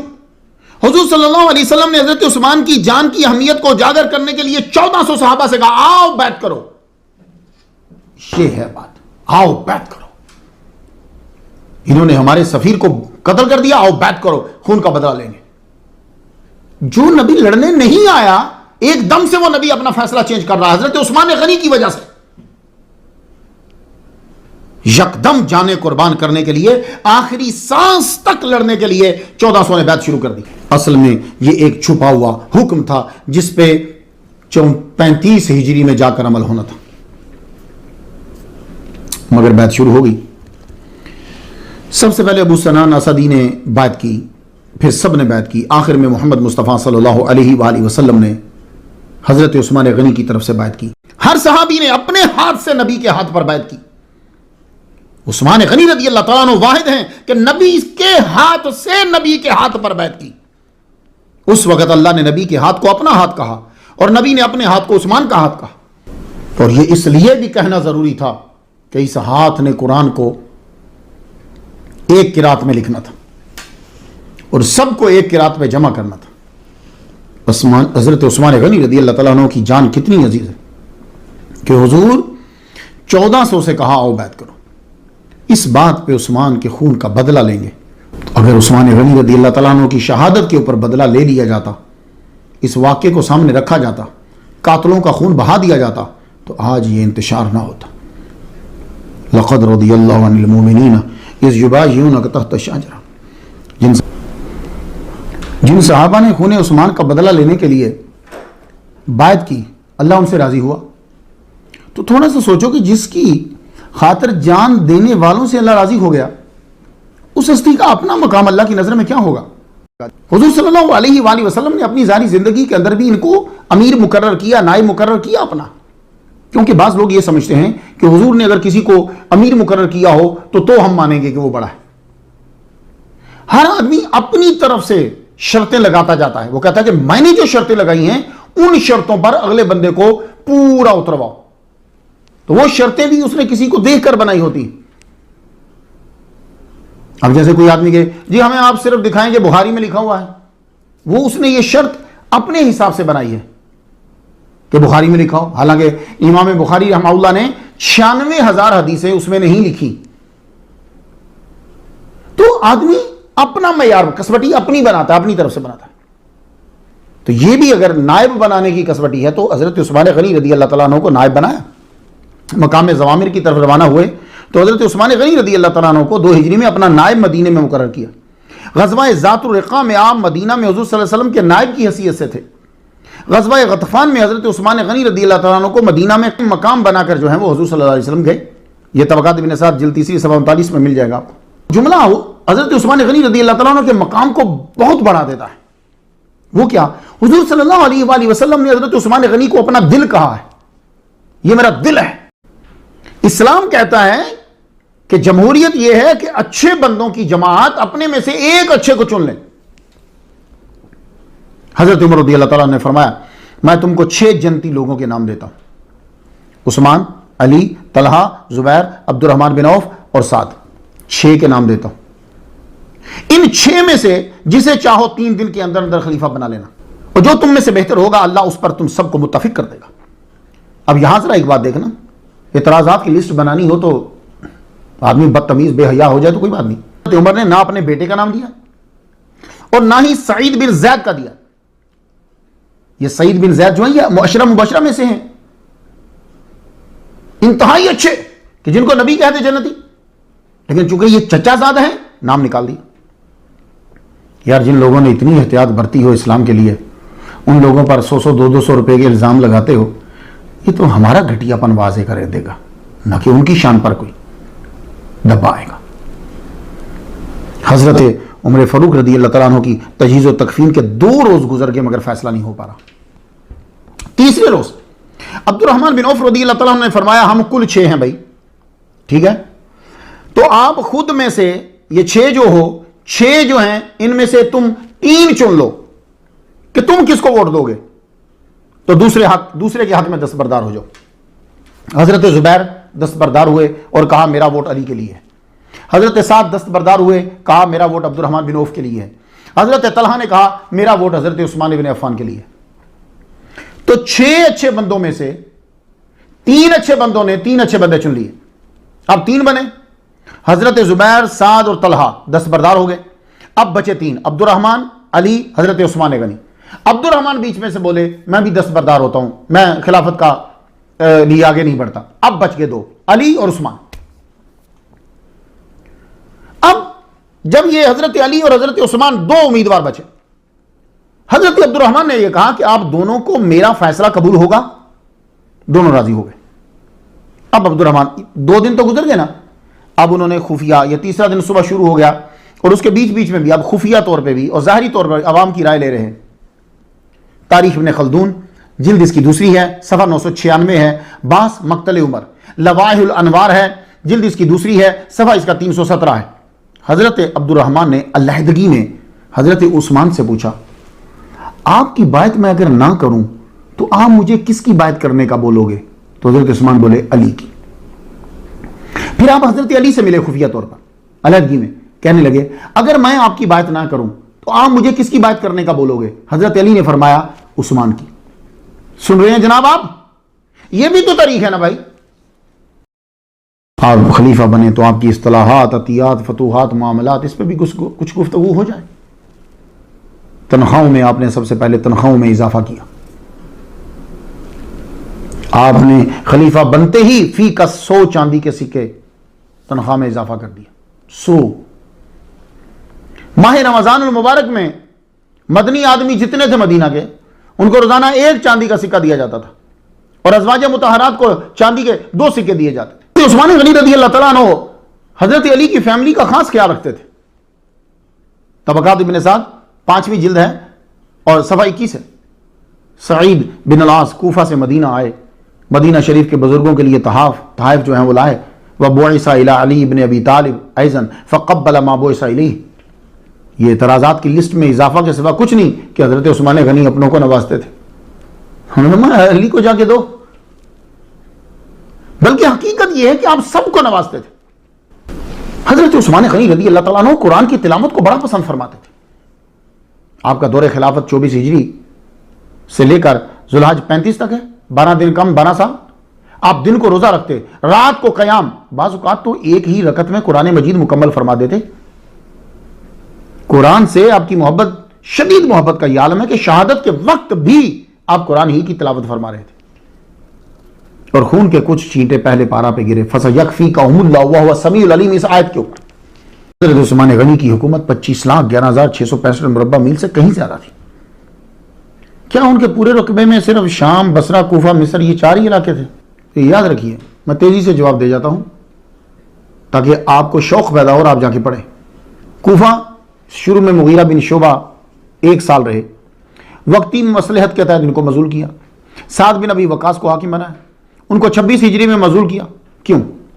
سعد بن ابی وقاص نے بیت المال سے بہت بھاری قرضہ لے لیا، اور امین کون تھے؟ عبداللہ بن مسعود. سال جب گزر گیا، ڈیٹ آئی واپس کرنے کی، تو انہوں نے تقاضا کیا کہ واپس کر دو. انہوں نے آگے سے جھگڑا شروع کر دیا. یہ جھگڑا جب ہوا تو جھگڑا بڑھ گیا، بات چلی گئی، خلیفہ تک پہنچی. تو حضرت عثمان غنی رضی اللہ تعالیٰ نے صورت حال کا جائزہ لیا. آپ نے فرمایا بیت المال سے پیسے لیے تو واپس کر کے ان کو مزول کر دیا. تو آپ کو کیا حق حاصل ہے جی آپ اعتراض کریں؟ مورخ کو کیا حق حاصل ہے کہ وہ اعتراض کرے؟ ایک بات جو ہے وہ یہ سارے سن لو، آج کے دور میں جو ہم پیدا ہوئے ہیں، ہمارا اور صحابہ کرام کا مقام اور ہے، وہ جو آپس میں تھے ان کا آپس میں تعلقات اور ہیں. آپ جب اعتراض کرتے ہو تو آپ اس دور میں ہو، آپ کی نظر میں بہت زیادہ ان کا اعلیٰ مقام ہے. ٹھیک ہے، ان کے آپس میں جو تعلقات ہیں وہ اور ہیں، ان کا مقام، وہ دونوں صحابی ہیں، آپ اور وہ صحابی نہیں ہیں. یہ بھی مد نظر رکھا کرو. اس کی موجودہ مثال یہ دیتا ہوں کہ آپ کے ماں باپ کا آپس میں تعلق اور ہے، تمہارا اور ماں باپ کا آپس میں تعلق اور ہے، یہی سیم وہاں چلتا ہے. تو اب حضرت عثمان غنی رضی اللہ تعالیٰ ان کو مزول کر دیا. ٹھیک ہے، ان کا فیصلہ ہے، صحیح فیصلہ. سعید بن العاص کو مقرر کیا. پھر ان کے مقرر ہونے پر عراقیوں نے شورش کر دی، تو آپ ہی نے ان کے کہنے پر ابو موسیٰ اشعری کو مقرر کر دیا. پہلی بات تو یہ غلط ہوئی کہ آپ اپنے خاندان والوں کو ہی حاکم لگاتے ہیں. میں نے بڑے نام آپ کو گنوائے، ان میں کتنے حاکم ہیں؟ اموی ہیں، آپ ہی بتا دو. حضرت عثمان غنی رضی اللہ تعالیٰ عنہ کے پاس فسادیوں کی شکایات آتی تھی، آپ ان کے کہنے پہ انہیں تبدیل کر دیتے تھے. اب دیکھو اور کیا نرمی ہو سکتی ہے. فسادیوں، قاتلوں کی خیر خواہی نہ کرتے تو حکومت ٹھیک رہنی تھی. آپ نے قاتلوں اور فسادیوں کی خیر خواہی کے طور پر حکمران چینج کیے. انہی کی بات مان کے وہ چینج کرتے رہے، اور آج یہی لوگ اعتراض کر رہے ہیں. اس دور میں بھی وہ اعتراض کرتے تھے، جب حاکم ان کی مرضی کا کر دیا جاتا پھر بھی اعتراض کرتے. حقیقت میں وہ یہ چاہتے تھے کہ حاکم وہ بنے جو ہماری کٹ پتلی رہے، اور جو ان کی سازشوں سے واقف ہو جاتا تھا وہ چاہتے فٹافٹ چینج کرو اس کو، یا وہ زیادہ فتوحات کر رہا ہوتا تھا چینج کرو، بدلو کے اوپر. ولید بن عقبہ کے بعد حضرت سعید بن العاص رضی اللہ تعالیٰ عنہ کوفہ کے گورنر بنائے گئے. انہوں نے ہوش و حواس میں حضور صلی اللہ علیہ وسلم کو دیکھا ہے. آپ حضور صلی اللہ علیہ وسلم کی طرح تقریر کرتے تھے، حلیم متواضع اور سخی تھے. حضرت عمر رضی اللہ تعالیٰ عنہ کے دور خلافت میں عراق کے علاقے پہ عامل تھے. انہوں نے حضرت عثمان غنی رضی اللہ تعالیٰ عنہ کے دور حکومت میں طبرستان، جرجان کے علاقے فتح کیے. عبداللہ بن سعد بن ابی سرح، ان کا نام لے کر ان پر اعتراض کیا جاتا ہے. ابن سبا کی اولاد نے ان کی وجہ سے حضرت عثمان غنی پر بھی اعتراض کیا ہے. یہ ہجرت مدینہ سے، اب سن لو یہ کون ہے، یہ ہجرت مدینہ سے 23 سال قبل مکہ میں پیدا ہوئے. یہ عامری قریشی تھے، اموی نہیں تھے. فتح مکہ میں تجدید ایمان کیا اور توبہ کی. حضور صلی اللہ علیہ وسلم نے مسکراتے ہوئے سب کو معاف فرما دیا. ان کو حضرت عمر رضی اللہ تعالیٰ نے مصر میں گورنر مقرر کیا تھا. حضرت عمر نے، حضرت عثمان غنی رضی اللہ تعالیٰ عنہ نے ان کو 27 ہجری میں مصر کا گورنر بنایا. ان سے پہلے 3 سال تک مصر کے گورنر عمر بن العاص تھے. ان کے دور میں خراج کی رقم مصر سے کم وصول ہو رہی تھی. اب جس کا تجربہ، جس کا مطالعہ نہیں ہے نا، اس کے سامنے یہ آ کر بولیں گے سبائی عمر بن العاص کو اتار دیا اور عبداللہ بن سعد بن ابی سرح کو لگا دیا. اب اس کا مطالعہ کوئی نہیں ہوگا، اچھا عمر بن العاص کو اتار دیا. اب عمر بن العاص کا مسئلہ کیا ہوا کہ خراج کم ہونے لگ گیا. حضرت عثمان غنی رضی اللہ تعالیٰ عنہ نے ان سے پوچھا کہ بھائی یہ اتنا خراج آتا تھا، یہ کم کیوں ہونے لگ گیا ہے؟ تو حضرت عثمان غنی نے جب پوچھا تو آگے سے جواب کیا مل رہا ہے، کہنے لگے اونٹنی اس سے زیادہ دودھ نہیں دے سکتی. اور حضرت عثمان غنی رضی اللہ تعالیٰ عنہ کا آرڈر تھا کہ یہ جو باغیوں کے بیوی اور بچے ہیں ان کو غلام مت بناؤ، انہوں نے پھر بھی ان کو لونڈیاں بنا لیا، غلام بنا لیا۔ تو حضرت عثمان غنی یہ چاہتے تھے کہ ان کو چھوڑ دیا جائے، وہ مان نہیں رہے تھے۔ اب بتاؤ پھر کیا کریں؟ تو آپ نے ان کو مزول کر کے عبداللہ بن سعد بن ابی سرح کو لگایا۔ یہ عامری قریشی ہیں، اموی نہیں ہے۔ اعتراض کس چیز کا کر رہے ہیں؟ دیکھا آپ نے، ایک جگہ اعتراض کر رہے کہ وہ اپنے خاندان کو لگا رہے، اور عبداللہ بن سعد جو ہے ان کے خاندان کے نہیں ہیں، یہاں کوئی دوسرا اعتراض ٹھوک رہے۔ تو معلوم یہ ہوا کہ ان کا مقصد جو ہے وہ اصلاح نہیں ہے، ان کا مقصد اعتراضات کی لسٹ کو لمبا کرنا ہے تاکہ نفرت زیادہ پیدا ہو۔ 27 ہجری میں طرابلس یعنی لیبیا جو ہے، تیونس، اس کے دیگر علاقے فتح کر لیے، لشکر جرال لے کر گیا۔ اور آپ کے انڈر کون تھے جانتے ہو؟ مصر کے سابقہ گورنر عمرو بن العاص کے صاحبزادہ، عمرو بن العاص کے صاحبزادہ عبداللہ بن عمرو بن العاص، عبداللہ بن زبیر، عبد الرحمن بن ابی بکر، عبداللہ بن عمر، عبداللہ بن عباس، عبداللہ بن جعفر طیار، حضرت حسن بن علی، حضرت حسین بن علی، علی کے دونوں بیٹے۔ اس لیے میں کہتا ہوں مسلمانوں مطالعہ کرو۔ 30 ہجری میں غزوہ خراسان، طبرستان، جرجان ہوا۔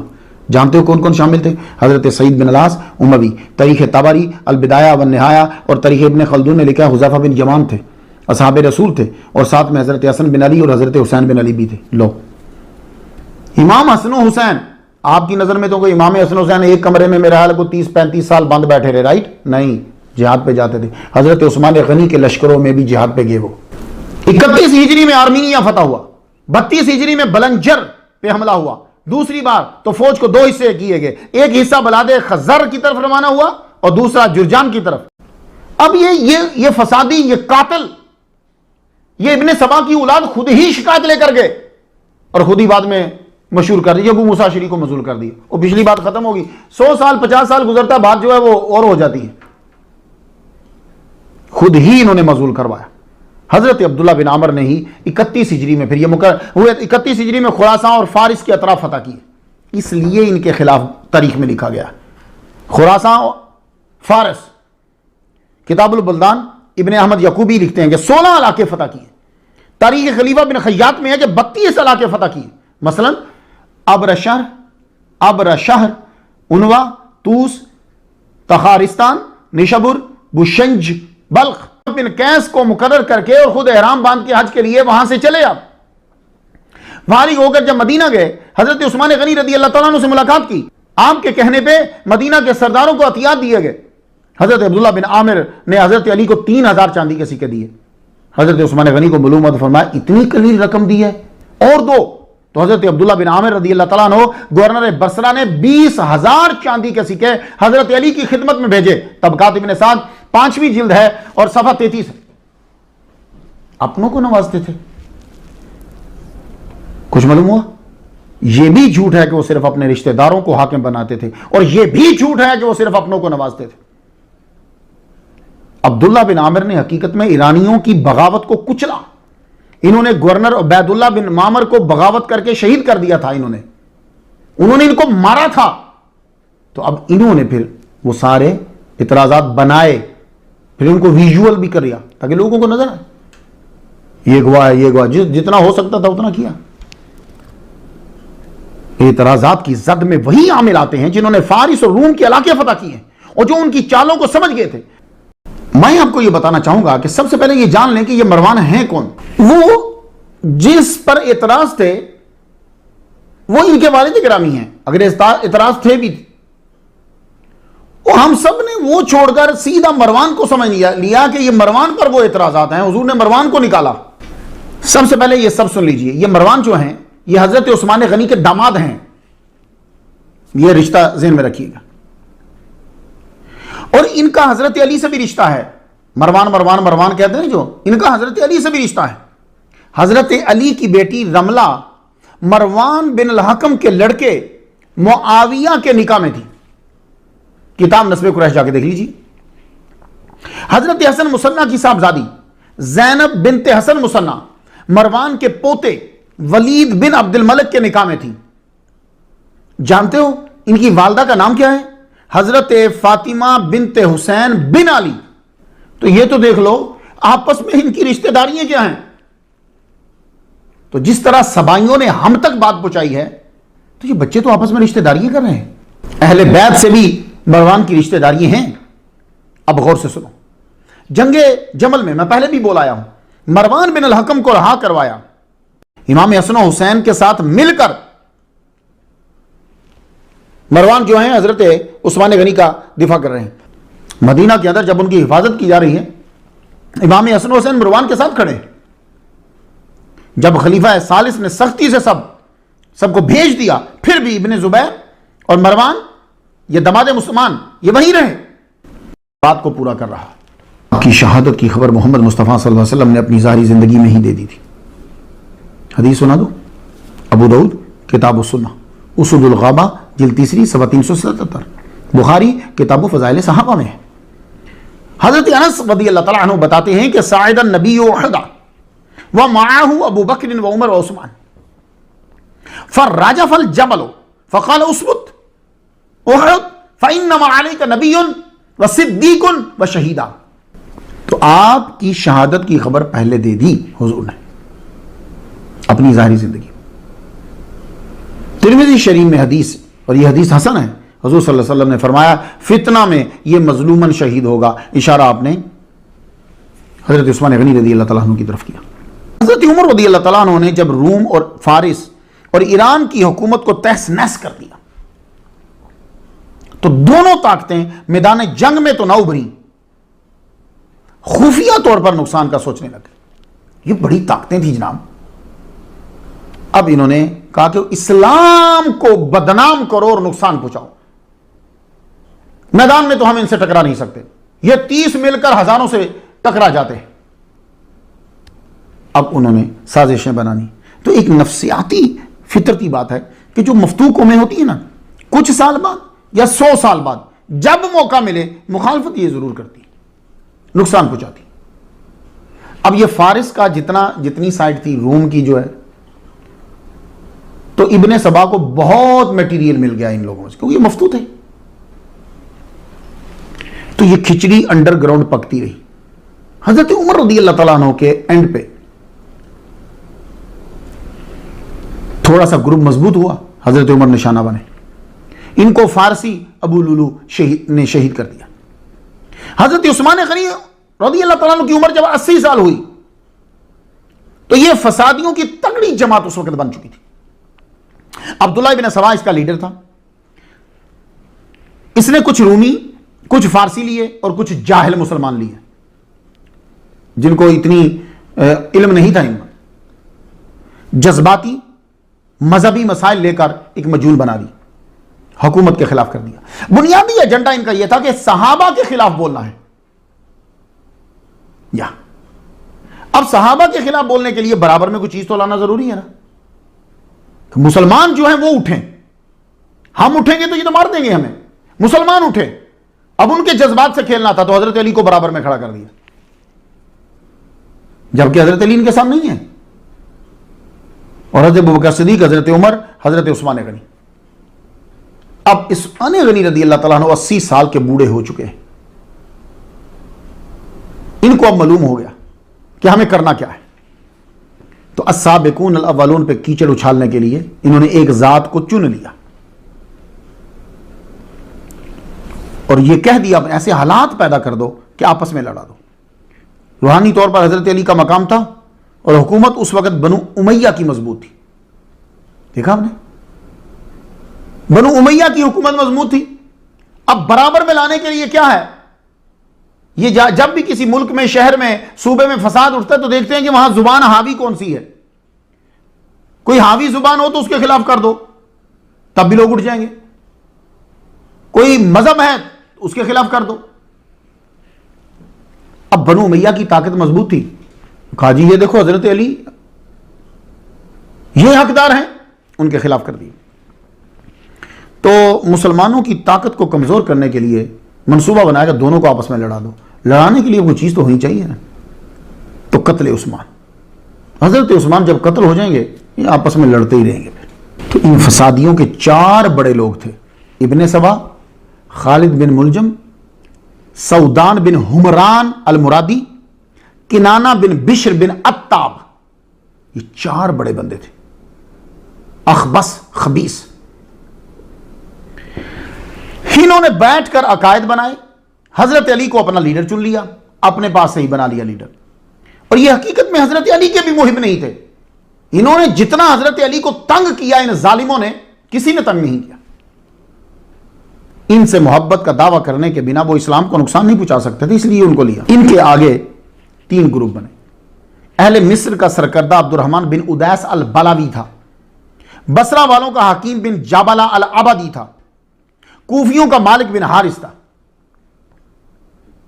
تو انہوں نے آغاز کیا. سب سے پہلے کیا کیا؟ نمازیں بڑی پڑھتے تھے، اوئے ہوئے ہوئے، روزے، نوافل، مسکراتے تک نہیں تھے. جی یہ سادہ لوگ بندوں کو پھنسانے کا زبردست طریقہ ہے. نمازیں پڑھے، مسکراؤ ہی نہیں، ہنسو ہی نہیں کسی بات کے اوپر. اور کوئی آدمی ذرا کوئی بات کرے تو پبلک میں بولو، پارسائی کا ظہور کرو. اللہ اکبر.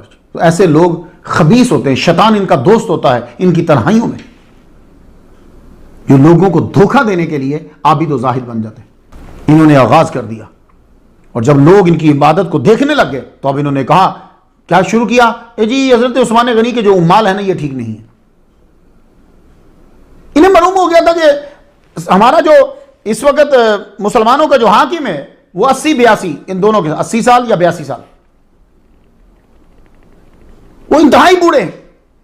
ہم جائیں گے ان کے پاس، جو کریں گے وہ مانیں گے. ان کی طاقت. اب یہ جھوٹے گواہ بنا رہے تھے، اور جو گورنر اسلام کو آگے پھیلا رہے تھے اور ان کی سازشوں کو جانچ رہے تھے، فتح پہ فتح کیے جا رہے تھے، انہی پر انہوں نے اٹیک کیا. جائیے جا کر تحقیق کر لیجئے. جو فارس، روم کو، اسپین کو، مراکش کو، ان کو فتح کر رہے ہیں، آگے پھیلا رہے ہیں حکومت، انہی پر اٹیک کر رہے ہیں. پھر بھی حضرت عثمان غنی ان کی بات مان لیتے. حضرت عثمان غنی ان کی بات مان کر گورنر کو چینج کر دیتے، یہ پھر بھی ان پہ اعتراض کرتے. حضرت عثمان غنی رضی اللہ تعالیٰ عنہ کے بارے میں مشہور کر دیا، انہوں نے اپنے خاندان کے لوگ لگائے ہیں. سٹوری بنانے والا بہت جگہ پہ غلطی کر گیا. خط پکڑا گیا، تلاشی لی، مشکیزے سے اندر سے خط نکلا. مورخ لکھتے ہیں کہ تحریر حضرت عثمان غنی کی تھی، مہر بھی انہی کی تھی، آپ کا لکھا ہوا تھا. اور لکھا ہوا کیا تھا سننا، عبارت میں بھی جھوٹ ہے. وہ کیا؟ عبداللہ بن سعد ابی سرح کو یہ خط لکھا حضرت عثمان کی طرف سے کہ جو ہی یہ لوگ پہنچے ان کو قتل کر دو. یہ خط لے کر غصے سے بھرے ہوئے واپس آئے. حضرت علی اور طلحہ کو بتایا کہ یہ خط ہمارے ہاتھ لگا ہے. اصل میں یہ خط بہانہ تھا. حضرت عثمان نے غنی رضی اللہ تعالیٰ عنہ اور جو ان کے داماد مروان ہیں، دونوں نے اللہ کی قسم اٹھائی کہ ہم نے نہیں لکھا. تاریخ طبری جلد 3 صفحہ 387 پہ ہے. حضرت علی نے پوچھا، حضرت علی تو ذہین ہے، آپ نے کہا یار تم لوگ کہہ رہے ہو کہ یہ خط انہوں نے لکھا ہے اور تم نے پکڑا ہے اور یہ اصلی خط ہے، تو بتاؤ ایک بات مجھے یہ بتاؤ اے مصر والو، خط پکڑا ہے مصر والوں نے، یہ بصرہ اور کوفے والے کیسے پلٹ آئے ہیں واپس؟ سمجھ آئی کچھ بات کی؟ وہ خط تو تم نے پکڑا ہے تو تمہیں واپس آنا چاہیے، یہ باقی لوگ واپس کیوں آئے ہیں؟ تو آپ نے فرمایا واللہ یہ ایسا منصوبہ ہے کہ جو مدینے میں بنا لیا گیا تھا. یہ حضرت علی کا بیان ہے. تو حضرت علی سمجھ گئے کہ یہ خط جو ہے یہ جعلی ہے. اصل میں انہوں نے حضرت عثمان غنی کو قتل کرنا تھا، وہ پورا بہانہ بنایا انہوں نے. اس خط کو ایک اور بات جعلی ثابت کرتی ہے. وہ کیا؟ عبداللہ بن ابی سرح کے نام سے یہ خط تھا، جبکہ اس وقت مصر میں یہ تھے ہی نہیں، یہ مدینہ کی طرف نکل چکے تھے. اور یہ بات حضرت عثمان غنی کو معلوم تھی. اس وقت حاکم مصر محمد بن ابی حذیفہ تھے. جائیے العواسم من القواسم پڑھ لیجئے. تو جو آدمی وہاں ہے ہی نہیں، حضرت عثمان غنی اس کو خط کیوں لکھیں گے؟ اور یہ آدمی وہی لکھ سکتا ہے جس کو خبر نہ ہو، اور یہ ان خبیثوں فسادیوں نے لکھوایا. عبداللہ بن سبا کی کارستانی، اس کے چمچوں کی. مقدمہ ابن خلدون الفصل الثلاثون میں ہے کہ فسادیوں نے جو جعلی خطوط پھیلائے تھے ان میں سے یہ ایک خط جعلی تھا. اصل میں ان فسادیوں نے اس 80 سالہ 82 سالہ صحابی مصطفیٰ حضرت عثمان غنی کو شہید کرنا تھا، اسلام کو کمزور کرنا تھا، محاصرہ کر لیا. حضرت عثمان غنی رضی اللہ تعالیٰ عنہ کے گھر کا لوگ تقریباً حج پہ گئے ہوئے تھے، کچھ جہاد پہ گئے ہوئے تھے، چند لوگ تھے مدینہ کے اندر. اور انہوں نے چنا بھی ذی الحج کا مہینہ. اب ذی الحج کے مہینے میں دباؤ ڈال دیا. یہ تو شوال کے چلے ہوئے تھے. تو پہلے پہلے جب یہ مطالبات منوانے آئے تھے تو تعداد میں تھوڑے تھے، لیکن ذی الحج میں جب پہنچے اب معلوم ہے کتنے تھے؟ 1000 مصری، 1000 کوفی اور 500 بصرہ کے. تو معلوم ہے تو ان کا مقصد ہی یہ تھا کہ حضرت عثمان غنی کو قتل کرنا ہے. تو یہ وقت آگے بڑھا رہے تھے. اب ذی الحج جب آ گیا، حضرت عثمان غنی رضی اللہ تعالیٰ عنہ کا پانی انہوں نے پہلے سے بند کیا ہوا، 40 دن تک پانی بند رہا ان کا. حضور کے یہ 82 سالہ داماد مصطفیٰ چھت پہ چڑھے اور آواز دی، تم میں علی ہے؟ جواب ملا نہیں. پھر پوچھا کیا تم میں سعد ہیں؟ جواب دیا گیا نہیں. تھوڑی دیر کے بعد فرمایا علی کو خبر دو کہ پانی نہیں. حضرت علی کو جو ہی خبر پہنچی آپ نے پانی کے 3 مشکیزیں جو ہیں وہ روانہ کی. پانی جو ہے وہ بمشکل پہنچا اندر، لے جانے والا غلام زخمی ہو گیا. حضرت علی نے امام حسن حسین کو بھیجا، تم جا کر دروازے پہ پہرا دو.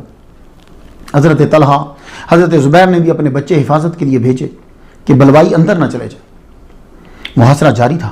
شاہ عبد العزیز لکھتے ہیں محاصرہ کے دوران عبداللہ بن عمر چند مہاجرین کے ساتھ دولت خانہ پہ تشریف لائے اور عرض کی یہ بلوائی ہمارے ہی ہاتھوں پہ انہوں نے کلمہ پڑھا ہے، آپ اجازت تو دیجئے ان کو ان کی اوقات یاد دلا دیں. یہ صرف اس لیے اکڑ رہے ہیں کہ انہوں نے کلمہ پڑھا ہوا ہے اور یہ جانتے ہیں کہ ہم ان پر ہاتھ نہیں اٹھائیں گے. یہ اڑانے اس وجہ سے ہیں کہ انہوں نے کلمہ پڑھا ہوا ہے، آپ اجازت تو دیں ہمیں. حضرت عثمان غنی نے فرمایا خدا کی قسم ایسی بات نہ کہو، صرف میری جان کی وجہ سے اسلام میں ہرگز پھوٹ نہ ڈالو. اللہ، یہ جملے سنیں. یہ گئے تو آپ کے غلام اکٹھے ہو گئے تو آپ کے غلام اکٹھے ہو کر آ گئے. ایک پوری فوج تھی. فرمایا جاؤ ہتھیار کھول دو، ہتھیار کھول دو. جس نے ہتھیار کھول دیے وہ آزاد. لو، یعنی جو میری حفاظت نہیں کرے گا وہ آزاد.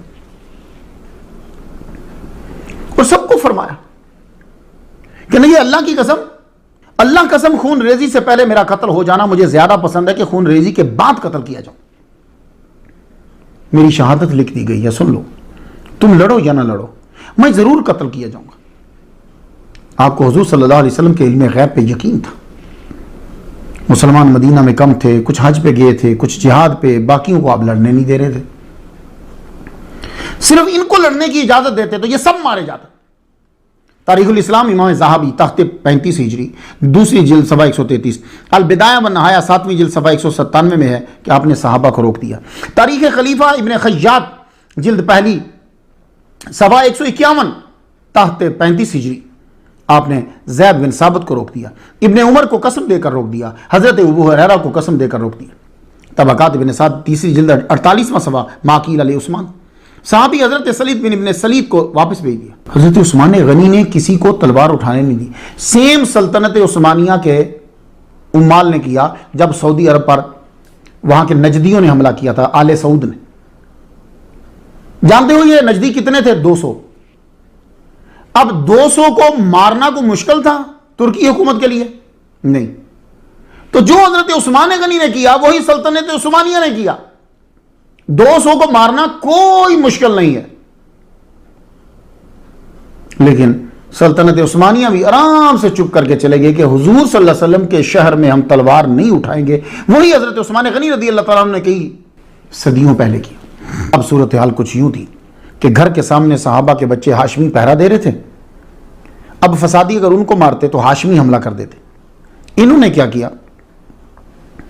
یہ جمعرات ہے، رات ہے نا، رات کو آپ نے خاص طور پر حضرت عثمان غنی رضی اللہ تعالیٰ نے ایک پاجامہ منگوایا، وہ پہنا، قرآن مجید پڑھنا شروع کر دیا. رات کو اونگ آئی تو حضرت ابو بکر صدیق رضی اللہ تعالیٰ عنہ، حضرت عمر ساتھ ہیں اور حضور خواب میں دکھائی دیے. تو آپ نے فرمایا عثمان جلدی کرو، ہم تمہاری افطاری کے منتظر ہیں. اب آپ کو یہ صبح جمعہ ہو گیا، آپ کو یقین ہو گیا بھئی اب جمعہ کے روزے کی افطاری تو سرکار کے ساتھ ہی ہوگی. اب یہ لوگ سامنے سے تو آ نہیں سکتے تھے. عمر بن حزم کا مکان تھا تو مسجد نبوی کے قریب ہی تھا آپ کا بھی مکان. یہ پیچھے سے داخل ہو کر اندر بیک سے کود گئے. 82 سالہ داماد مصطفیٰ، صحابی مصطفیٰ، اسٹیٹ بینک آف مدینہ، جس نے جنت 2 بار خریدی ہے، 82 سال عمر ہو چکی. کنانہ بن بشر نے 82 साल दमाद मुस्तफ़ा के माथे पे लोहे की लठ मारी। आपने रोजा रखा हुआ है, कुरान आप पढ़ रहे, लोहे की लठ मारी, आप पीछे गिर पड़े, और ये कलेमात थे बिस्मिल्लाह व तवक्कलतु अलल्लाह। सौदान बिन हुमरान ने 82 साल दमाद मुस्तफ़ा पे दूसरी ज़रब लगाई, खून का फवारा निकला। अमर बिन अल हमिक ने सीने पे चढ़कर नेज़े से 9 वार किए, 9 एक काम 10, 9 वार किए, और एक शक्की ने फिर तलवार का वार करना चाहा, जब गर्दन उड़ानी चाहिए। हजरत नायला आपकी जो जोजा हैं, उन्होंने यूं हाथ आगे किया, 2 उंगलियां या 3 उंगलियां आपकी कट गई, मगर उस जालिम ने वार करके आपको शहीद कर दिया। उसके बाद मैं किताबों में पढ़ता हूं, मैं बयान नहीं कर सकता। हजरत नायला ने फिर छत पे आके बताया कि कुछ फसादियों ने हजरत उस्मान गनी को शहीद कर दिया, कोहराम मच गया। मेरा सवाल यह है कि खत अगर मरवान ने लिखा था तो मरवान को मारना चाहिए था ना, हजरत उस्मान गनी को क्यों मारा? नहीं उठाई। वो सहाबा जो 30 होकर 60,000 के बराबर से लड़ जाते थे, आज रोक दिए गए कि कहीं मदीना मुस्तफा कत्ल घर न बन जाए। आपने खुद भी हाथ तक नहीं उठाया, लोगों ने तलवार का वार किया, और इतना जुल्म 40 दिन तक आप पे जुल्म होता रहा। और उस वक्त आप कुरान मजीद पढ़ रहे थे, मेरे पास वो उसकी कॉपी पड़ी है, फोटो कॉपी है। फसयकफीकाहुमुल्लाहु वहुवा समीउल अलीम, छींटे जो हैं वो वहां कुरान मजीद के ऊपर। ऐसे हुए मुसलमानों, हुक्मरानों, कभी ख्याल आया पूरी दुनिया में अमन का सफीर सिर्फ एक है, और वो है हजरत उस्मान गनी रदी अल्लाह ताला अन्हु। अगर तासुब आड़े ना आए और तजाहुल आरफाना से काम ना लो तो शहादत उस्मान का वाक़या इमाम हुसैन के वाक़े से कम नहीं है। फ़र्क सिर्फ इतना है कि इमाम हुसैन के वाक़े को बयान करने के लिए एक मीर अनीस है, हज़रत उस्मान गनी को भी मीर अनीस मिल जाता तो इनका वाक़या कम दर्दनाक नहीं है। कत्ल उस्मान के बाद जो मुसलमानों पे अजाब आए वो बेशुमार हैं। मोहम्मद बिन सीरी का कहना है कि फिर फरिश्तों ने जंगों में शिरकत बंद कर दी। आपकी शहादत के बाद फिर चांद में इख्तलाफ शुरू हो गया। आज आप देख लो, पाकिस्तान में, यहां अमेरिका में, फिर चांद में इख्तलाफ हो गया। आपकी शहादत के बाद मुसलमान फिरकों का शिकार हो गए। ये हजरत उस्मान गनी की शहादत, और वो फसादी कामयाब हुए, उन्होंने मजहब इस्लाम में दरार डाल दी, सहाबा के खिलाफ लोगों को कर दिया। तो मुसलमानों, तुम सहाबा के खिलाफ मत होना, उन्होंने हम पर बड़े एहसानात किए हैं। अल फातिहा।